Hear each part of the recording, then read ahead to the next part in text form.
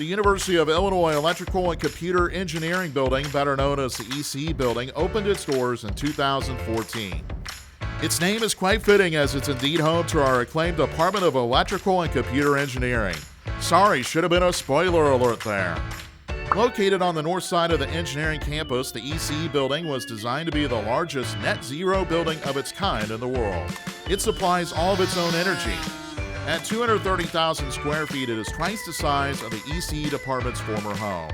The ECE Building boasts more than 20 lab spaces for your education, offering hands-on learning on cutting-edge topics like nanofabrication, optics, control, and robotics.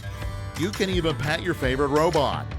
Students also have access to state-of-the-art equipment in its Open Projects Lab, where you can innovate and experiment on your own.